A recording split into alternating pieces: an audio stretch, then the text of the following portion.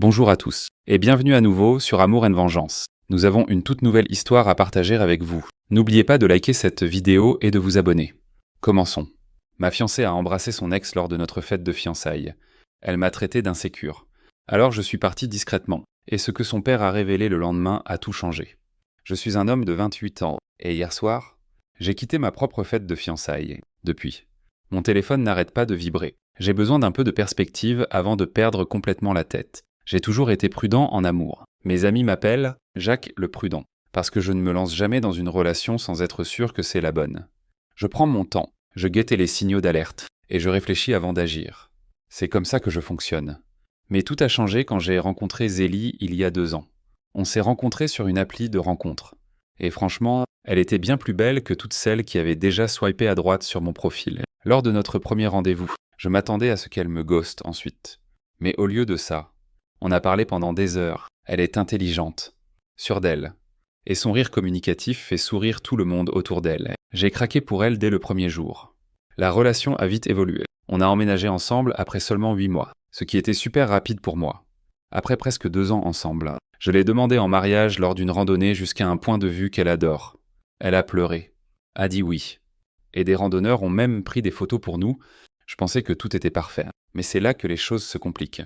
La famille de Zélie a de l'argent, pas au point d'être richissime, mais assez pour être membre d'un club de golf huppé et partir en vacances en Europe tous les ans. Son père, Antoine, dirige une société de conseil financier qui gère des fonds de retraite pour des entreprises de notre région. Il a clairement réussi et ne rate jamais une occasion de me rappeler que je ne suis pas à son niveau. Je dirige ma propre entreprise d'installation de panneaux solaires. Je l'ai lancée il y a 3 ans après avoir travaillé pour quelqu'un d'autre et appris le métier. Aujourd'hui, j'ai 4 employés et un chiffre d'affaires stable. Je suis vraiment fier de ce que j'ai construit. Mais Antoine agit toujours comme si je jouais à l'entrepreneur. Alors, le business des toitures, ça va?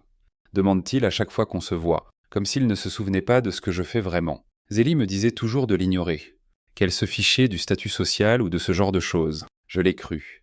Alors, notre fête de fiançailles a eu lieu le mois dernier dans leur club de golf. Rien d'extravagant. Environ 70 invités. Un open bar et un trio de jazz dans un coin. Tout se passait bien jusqu'à ce que je le voie arriver. Damien, l'ex de Zélie de l'université, avec qui elle était sortie pendant 4 ans avant qu'on se rencontre. C'est un grand mec avec une coupe parfaite, qui bosse dans une société d'investissement et conduit une voiture qui vaut probablement plus que tout ce que je possède. J'ai failli m'étouffer avec mon verre.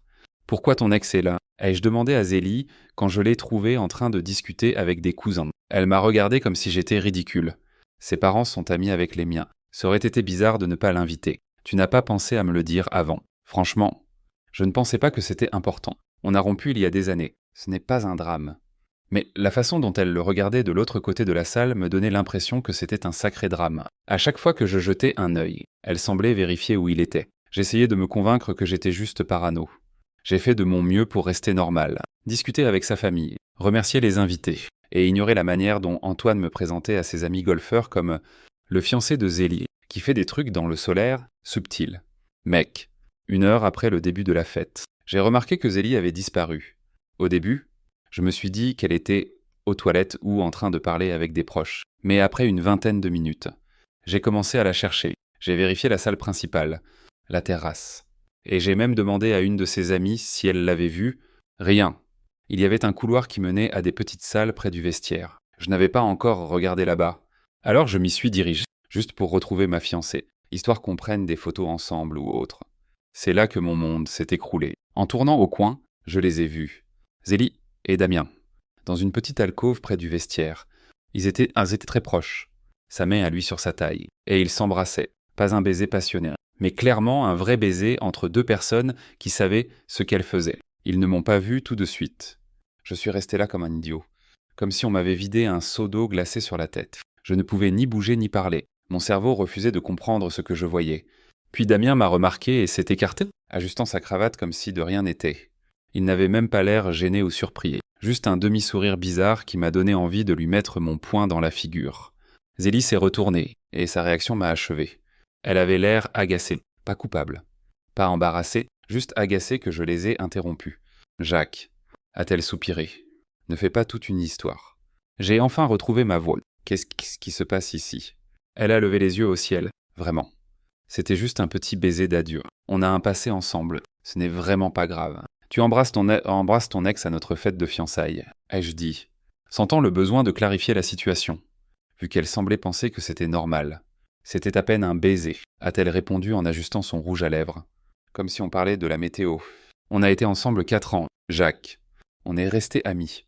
Ne sois pas si insécure. Damien a mis les mains dans ses poches et a osé ajouter « Ouais, mec, on parlait juste du bon vieux temps. Pas besoin d'en faire tout un plat. » C'est là que quelque chose en moi s'est éteint. Je me suis senti étrangement calme, comme si j'observais la scène arriver à quelqu'un d'autre. J'ai juste hoché la tête, fait demi-tour et marché lentement. « Jacques !»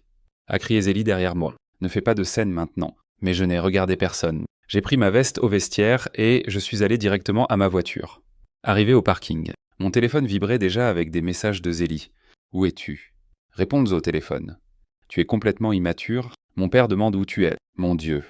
Tu me fais tellement honte. » J'ai éteint mon téléphone et j'ai conduit, sans savoir où j'allais au début.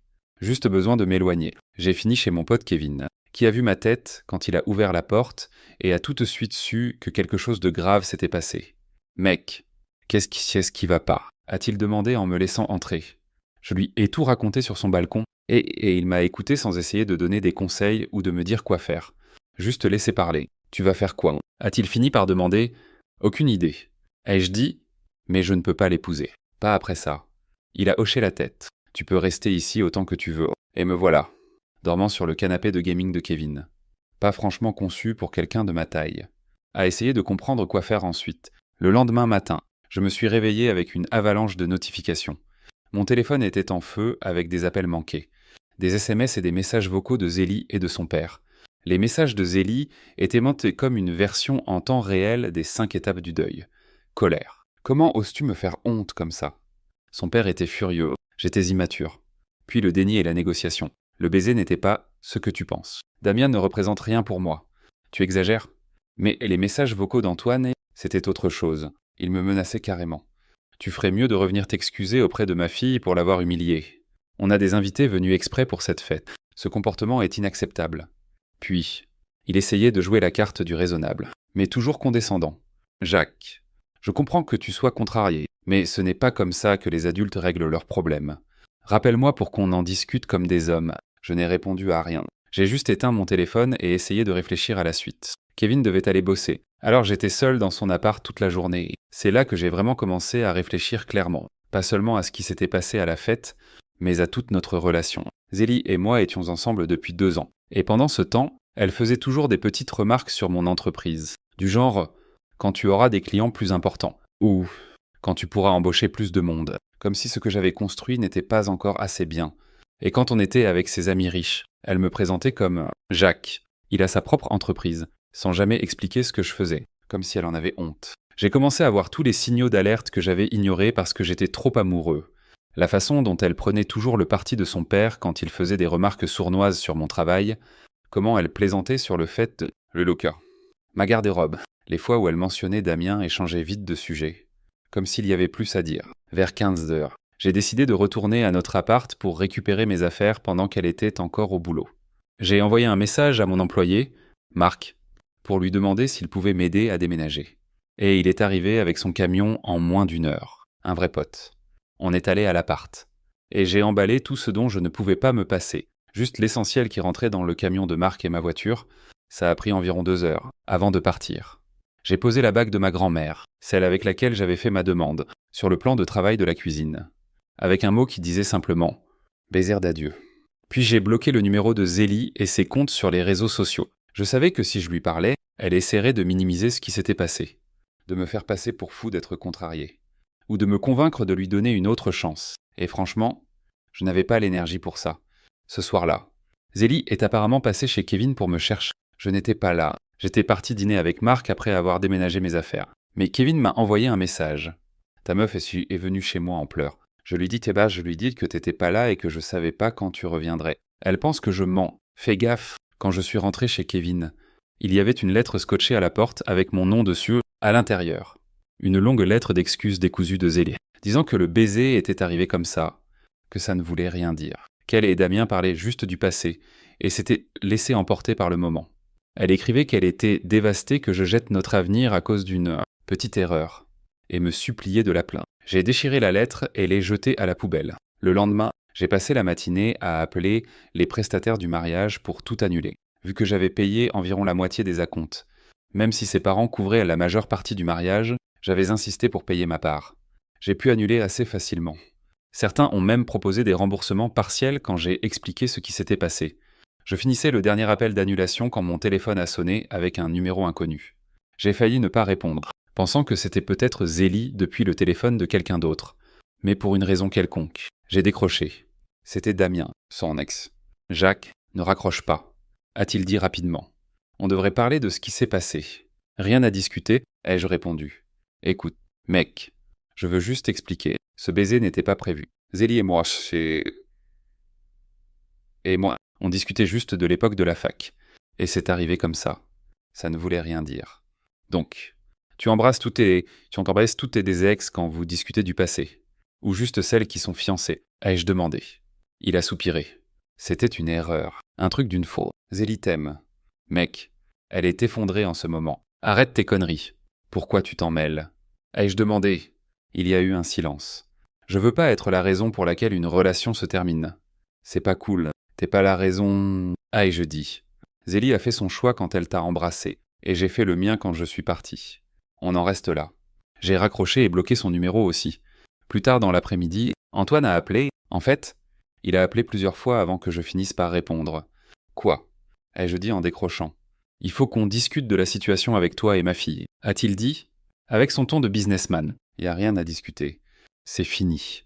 Ne sois pas si précipité, tout le monde fait des erreurs. Zélie se sent mal pour ce qui s'est passé. Elle est désolée que ça soit arrivé ou désolée que je l'ai vu.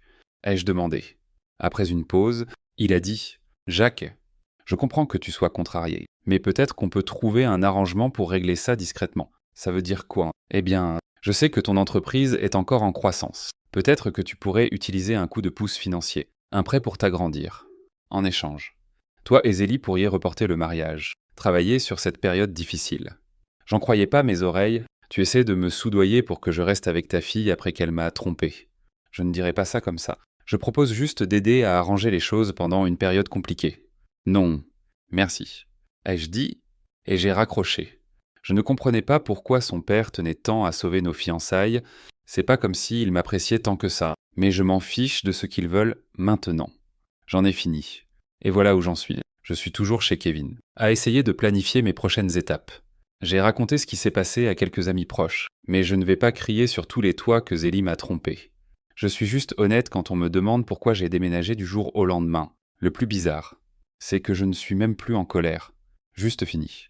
Comme si un interrupteur s'était éteint en moi quand je les ai vus ensemble. J'ai tout donné pour cette relation. Et à la fin, ça n'a pas suffi. Elle voulait encore quelque chose, ou quelqu'un d'autre. Ce qui me fait le plus mal, ce n'est même pas le baiser en soi. C'était sa réaction quand je les ai surpris, comme si j'étais le problème parce que j'étais contrarié. Pas de vraie culpabilité. Pas d'excuses immédiates. Juste de l'agacement parce que j'en faisais toute une histoire. De trouver ma fiancée en train d'embrasser son ex à notre fête de fiançailles.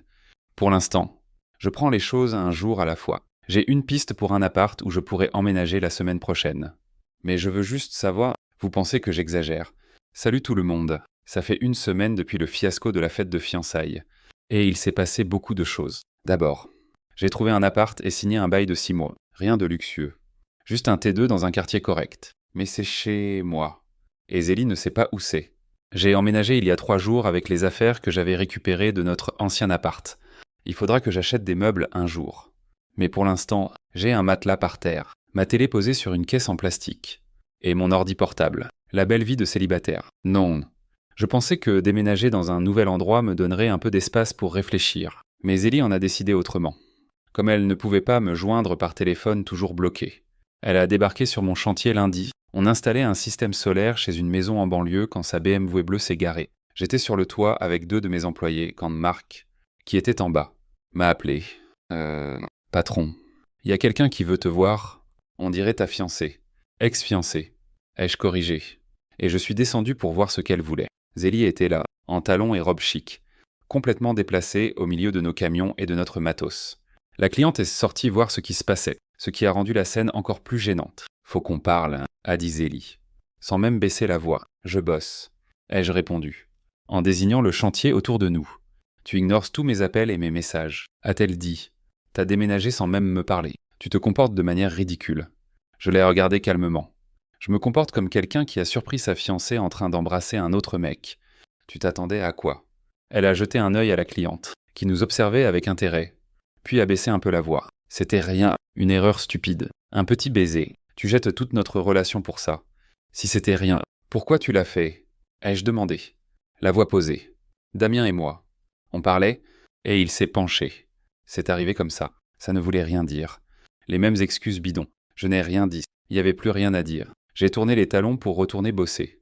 C'est tout, a-t-elle crié derrière moi. 2 ans ensemble. Et t'en as fini. Je me suis retourné. Ouais, incroyable, a-t-elle dit, les yeux plissés. Tu sais quoi? C'est probablement mieux comme ça. Je me contentais de toi. De toute façon, tu te contentais, ai-je répété. Curieux malgré moi. Regarde-toi, a-t-elle dit en désignant mes vêtements de travail. À grimper sur des toits pour vivre. À conduire ce vieux camion pourri. À vivre au jour le jour. Tu crois vraiment que c'est la vie que je veux, le genre d'homme que je mérite? J'ai juste souri. Non, je ne pense pas que c'est ce que tu mérites du tout. Son expression a vacillé, comme si elle ne s'attendait pas à cette réponse. Tu mérites exactement ce que t'as. Et moi, je mérite mieux que toi. La cliente, une dame plus âgée, a laissé échapper un petit « Oh » derrière moi. Le visage de Zélie s'est empourpré. Tu vas le regretter. Personne ne t'aimera comme moi. C'est ce que j'espère, ai-je dit avec un petit hochement de tête. Puis je lui ai tourné le dos et suis retourné vers mes gars, au boulot. Les mecs, ces panneaux vont pas s'installer tout seuls. J'ai entendu sa portière claquer et le moteur rugir alors qu'elle démarrait en trombe. La cliente s'est approchée et m'a tapoté le bras. On dirait que t'as évité une sacrée galère. Mon grand. Je suis retourné bosser, mais mon esprit tournait à 100 à l'heure. La façon dont Zélie parlait de mon boulot et de mon mode de vie, je me demandais si elle avait toujours pensé ça. M'avait-elle toujours vu comme inférieur? Ce soir-là, j'ai reçu un SMS d'un numéro inconnu. « Salut Jacques, c'est Noémie.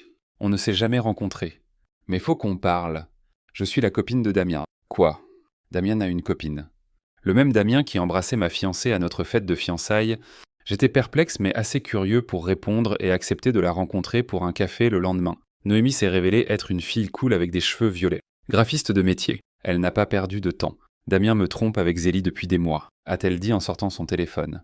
J'ai trouvé leur message la semaine dernière. Elle m'a montré capture d'écran sur capture d'écran de messages entre Damien et Zélie, remontant à au moins 4 mois. Pas juste des messages amicaux, mais des plans pour se voir. Des discussions sur des hôtels où ils étaient allés. Et des trucs explicites que je n'avais vraiment pas besoin de voir. Dans un message datant de 2 semaines avant notre fête de fiançailles, Zélie avait écrit « Les contacts professionnels de Jacques sont parfaits pour lancer ma boîte de design d'intérieur. Une fois que ce sera en route, on trouvera une solution pour nous. » J'ai eu la nausée en lisant ça. Pas seulement à cause de la tromperie, mais parce qu'elle se servait de moi pour mes contacts professionnels. J'ai passé des années à tisser des relations avec des entrepreneurs et des promoteurs immobiliers pour mon business solaire. Des contacts précieux pour quelqu'un qui veut percer dans le design d'intérieur. Comment t'as trouvé ça?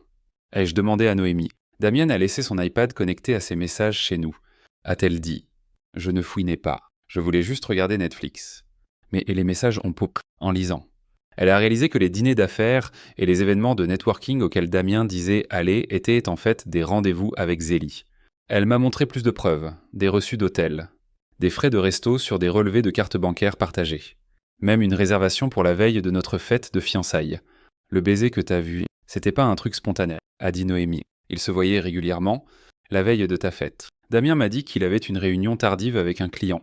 Mais il était avec Zélie à l'hôtel du centre-ville. Tout prenait sens. Toutes ces soirées où Zélie disait travailler tard ou sortir avec des copines, elle était avec Damien. La façon dont elle posait parfois son téléphone écran vers le bas quand j'entrais dans la pièce. Comment elle devenait défensive si je lui demandais ce qu'elle avait fait ou avec qui. « Je suis désolé, » a dit Noémie. « Je pensais que tu devais savoir. » « T'excuses pas ?» ai-je répondu. « Merci de m'avoir montré ça. Ça confirme que j'ai pris la bonne décision en partant. » Noémie a hoché la tête. « J'aurais aimé savoir plus tôt. J'ai gâché 3 ans avec Damien. » 3 ans, ai-je dit. Donc il était avec toi tout le temps que j'étais avec Zélie. On dirait, a-t-elle répondu. L'air sombre. On a comparé nos infos et réalisé qu'il y avait au moins 15 à 20 fois où Zélie et Damien prétendaient être ailleurs mais étaient ensemble. Après le café avec Noémie, j'ai reçu un appel de Sienna, une amie de Zélie. On s'était toujours bien entendu et j'étais surpris qu'elle m'appelle. Je peux pas croire ce qu'elle raconte sur toi, a-t-elle dit. Elle dit à tout le monde que t'étais contrôlant et jaloux, et qu'elle est contente que vous ayez rompu. Vraiment. Ai-je demandé. Pas vraiment surpris. C'est n'importe quoi. Et je le sais, a-t-elle dit fermement. J'en peux plus de l'entendre mentir. C'est pour ça que je t'appelle. Je soupçonnais quelque chose entre elle et Damien depuis un moment. Tu savais. Pas sûr. A-t-elle dit. Mais je les ai vus ensemble dans un resto il y a 2 mois. Alors que Zélie m'avait dit qu'elle rendait visite à sa mère. Quand je lui en ai parlé après, elle s'est super énervée et m'a fait promettre de ne pas t'en parler. Intéressant. Donc même ses amis savaient qu'un truc se tramait. Il y a plus. A continué Sienna. Elle organise une fête de la liberté ce week-end dans un nouveau club en ville. Elle a invité tout le monde et appelle ça sa célébration d'avoir évité une catastrophe. Elle a marqué une pause. Damien sera là en tant que son cavalier. Tant mieux pour eux, ai-je dit en riant. J'espère qu'ils s'amuseront. Je t'ai envoyé l'invitation par mail, a ajouté Sienna. Je pensais que tu devais savoir ce qu'elle raconte sur toi. Je l'ai remerciée. Vérifiez mes mails. Et effectivement, il y avait une invitation électronique pour la célébration de la liberté, de Zélie, avec une photo d'elle, l'air heureuse et la légende. Enfin libre et vivant ma meilleure vie, sans réfléchir. J'ai transféré l'invitation à Antoine sans commentaire. 10 minutes plus tard, mon téléphone a sonné. C'était Antoine. C'est quoi ça a-t-il exigé. Je me suis juste dit que t'aimerais savoir ce que fait ta fille pendant que t'essaies de sauver ses fiançailles. Ai-je répondu calmement. D'où tu tiens cette invitation? Ça change quoi? Ta fille célèbre publiquement notre rupture avec le mec avec qui elle me trompait. Le mec qu'elle embrassait à la fête de fiançailles que t'as organisée pour nous. Il y a eu un long silence. C'est inacceptable, a-t-il fini par dire, la voix tendue. Après tout ce que j'ai fait. Puis il a raccroché. Je ne vais pas à la fête de Zélie, évidemment. J'ai mieux à faire de mon week-end, mais j'étais curieux de ce qu'Antoine voulait dire par « après tout ce que j'ai fait ». Il se passait clairement un truc bizarre avec sa famille. Alors j'ai décidé de passer un coup de fil. Mon ami Raphaël est journaliste dans un magazine économique local et connaît tous les potins financiers de la ville. Salut Raphaël. Une petite question. T'as entendu parler de quelque chose concernant Bennett Conseils Financiers, récemment. Un truc inhabituel. Il y a eu une pause. Attends, t'es pas au courant. Ils sont sous enquête par les régulateurs de l'État. Comment t'as su? Je viens de l'apprendre. Ai-je dit? Quel genre d'enquête? Des problèmes de conformité avec les comptes clients. Rien de public encore. Mais c'est sérieux. Plusieurs gros clients commencent à retirer leur argent discrètement. Pourquoi tu poses des questions sur l'entreprise d'Antoine? Je lui ai expliqué brièvement la situation, et tout s'est éclairci. Les tentatives désespérées d'Antoine pour me garder avec zèle, les offres de potes de vin. Tout prenait sens. Un gros mariage familial projetterait une image de stabilité et de succès, pendant que son entreprise était sous le feu des projecteurs. Rien ne dit. Tout va bien. Comme dépenser une fortune pour le mariage de sa fille. J'ai raccroché avec Raphaël et immédiatement envoyé un SMS à Antoine. Je sais pour l'enquête des régulateurs, pas de réponse pendant 1 heure. Puis ma sonnette a retenti. Je regarde par le Judas. Et qui je vois? Le grand Antoine Bennett en personne, qui a réussi à trouver ma nouvelle adresse comme par magie. J'ouvre la porte mais ne l'invite pas à entrer. Jacques, dit-il. La voix mielleuse de businessman. Je pense qu'on est parti du mauvais pied. On peut parler. Contre mon meilleur jugement, sérieux, pourquoi je fais ces choix et je le laisse entrer? Mon appart. C'est genre une vitrine Ikea qui a mal tourné. Matelas par terre. Table pliable. 2 chaises qui coûtent probablement moins cher que sa montre. Il regarde autour de lui, essayant de ne pas grimacer. Dieu le bénisse. Je comprends que tu sois contrarié par Zélie, commence-t-il. Perqué sur ma chaise de supermarché, comme si elle allait le mordre. Et t'as tous les droits de l'être. Ce qu'elle a fait est décevant. Décevant. Ai-je rigolé? Ouais. Trouver sa fiancée en train d'embrasser son ex, c'est un peu décevant. Il ignore mon sarcasme. Mais on fait tous des erreurs, continue-t-il. Et je sais de source sûre qu'elle regrette ce qui s'est passé. Cette situation peut encore être sauvée, je le fixe. Arrête ton char. Antoine. Pourquoi t'es vraiment là? Il soupire. Comme si j'étais le déraisonnable. Écoute, nos familles allaient être unies, je te considère encore presque comme un membre de la famille. Et j'aimerais pas te voir galérer avec ton entreprise alors que je peux t'aider. Mon entreprise va bien, dis-je, comme si je parlais à un gamin. Elle pourrait aller mieux, dit-il en se penchant en avant. J'ai des contacts. Je connais des gens qui veulent passer au solaire, des clients haut de gamme. Le genre qui pourrait vraiment mettre ta boîte sur la carte. En échange de quoi? Que je me remette avec Zélie? Laisse-moi deviner. On peut juste faire comme si je l'avais pas vu jouer aux amoureuses avec son ex. Considère ça comme un nouveau départ. Les couples se réconcilient tout le temps après des erreurs. Je secoue la tête. Ouais, ça va être non pour moi. Son visage change. Voilà le vrai Antoine. Le masque tombe. J'essayais d'être raisonnable. Jacques, mais puisque t'as mentionné l'enquête sur mon entreprise, tu devrais savoir que cette info pourrait être nuisible si elle sortait trop tôt. C'est une menace. Parce que ça ressemble à une menace en costume de luxe. C'est un rappel qu'on a tous des failles, dit-il froidement. Ton fournisseur de panneaux solaires. Il obtient son financement via une filiale de ma boîte. Un mot de moi. Et tes conditions de crédit pourraient devenir problématiques. Mon estomac se noue plus vite que les standards de mon ex. Si mon fournisseur principal coupe mes conditions de paiement, je suis fichu. Donc, voilà le vrai Antoine Bennett. Dis-je, menacer la vie de quelqu'un parce que ta fille ne tient pas ses promesses. Père de l'année. Bravo. Je préfère dire que je protège les intérêts de ma famille, répond-il en se levant. Réfléchis à mon offre. De l'aide avec des clients haut de gamme en échange de ta discrétion et d'une réconciliation avec Zélie. Ou choisis l'alternative. Après son départ, je me suis assis sur mon pauvre matelas, pensant à quel point ma vie ressemble à une mauvaise série Netflix. J'ai passé les heures suivantes à appeler d'autres fournisseurs. Vérifier les prix. Essayer de monter un plan B, ça coûterait plus cher, mais c'est peut-être faisable.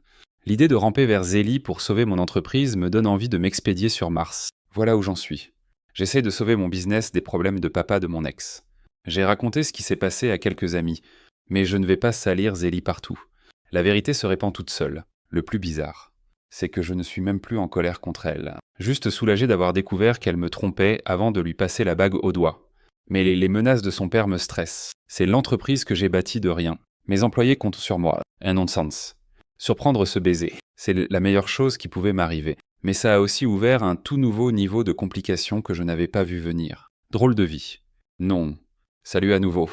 Ça fait 2 semaines que tout s'est écroulé. Le grand événement ce week-end, c'était la fête de la liberté de Zélie, sa célébration de notre rupture. Je n'y suis pas allé, évidemment. Mais j'en ai entendu parler par plusieurs sources, et disons que ça ne s'est pas passé comme elle l'avait prévu. D'après Sienna, Zélie est arrivée avec Damien comme cavalier. Elle racontait à tout le monde que j'étais contrôlant et jaloux, et qu'elle avait enfin échappé à notre relation toxique, 1 heure après le début de la fête.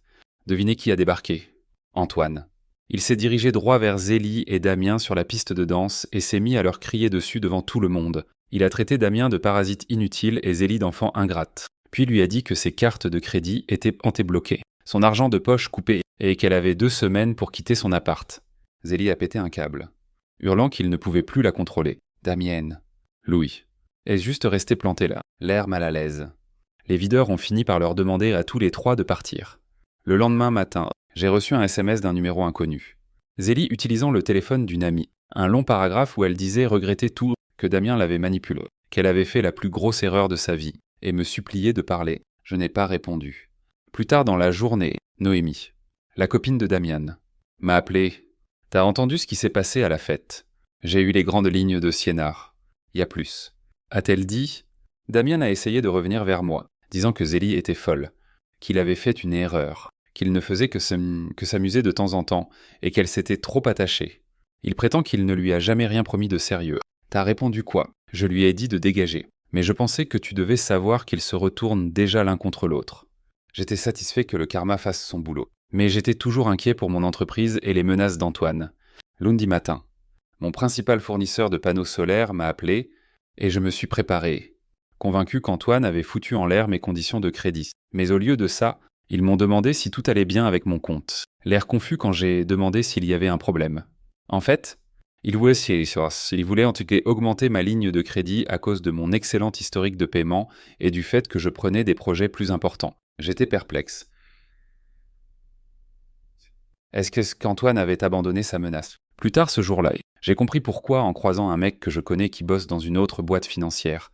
Il a mentionné en passant que Bennett Conseils Financiers traversait des problèmes de conformité et qu'Antoine s'agitait pour empêcher les clients de partir. Apparemment, il avait de plus gros soucis que de s'en prendre à mes comptes fournisseurs.